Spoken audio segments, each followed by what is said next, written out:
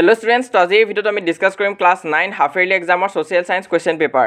তো ইয়াৰ আগতে আমি আসামিজ আৰু ইংলিছৰ ডিসকাস কৰিছো যদি সোৱানে চাবাগৈ। তো এখন সোশিয়াল সায়েন্সৰ ইম্পৰ্টেন্ট কোৱেশ্চন পেপাৰ হয় আৰু ইয়াৰ পৰা কোৱেশ্চন তোমালোকৰ হাফ ইয়াৰলি আহা বহুত চান্স আছে। তো আহা দেৰি নকৰাকৈ আজি এই ভিডিওটো ষ্টাৰ্ট কৰো। প্ৰথম কোৱেশ্চনটো আছে পলাচী যুদ্ধ কোন চনত হৈছিল? In which year was the battle of Plassey fought? কোনটো চনত হৈছিলে? কাৰেক্ট এনসাৰ হ'ব অপচন 4 in 1757 তো অপশন 4 টো হ'ব কারেক্ট। নেক্সট আমি বি নাম্বার কোৱেশ্চনটো চাও। তো ইয়াত আছে ভাৰতৰ প্ৰথমজন ভাইসৰয় কোন আছিল? Who was the first viceroy of India? তো ইন্ডিয়াৰ ফাৰ্স্ট ভাইসৰয় কোন আছিলে? অপশন 3 টো হ'ব কাৰেক্ট, লৰ্ড কেনিং, 3 নম্বৰ অপশনটো। তো এই পেপাৰখনত তোমালোকে মাৰ্ক কৰা দেখা পাইছা যদি এখন আমাক ষ্টুডেন্টে দিছে, তো সেইখিনি শুদ্ধ নহয়, যোনখিনি মই কৈ গৈছো হেতু চাই যোৱা তোমালোকে। সি নাম্বাৰ কোৱেশ্চনটো চোৱা।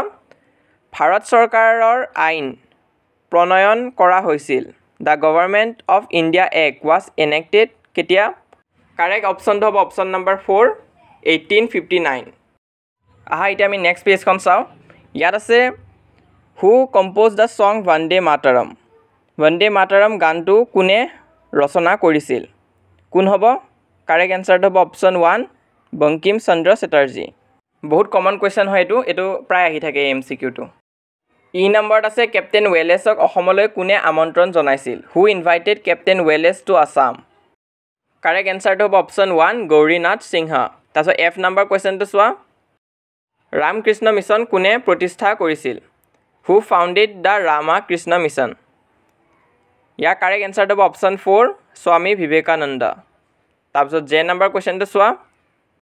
মায়ামাৰা সত্ৰ বিলংছ টু হুইচ সমাধি? কাৰেক্ট এনচাৰটো হ'ব অপশ্যন 3 কালা সমাধি। তাৰপিছত এইচ নম্বৰ কুৱেশ্যনত আছে which of the following is an endogenic factor?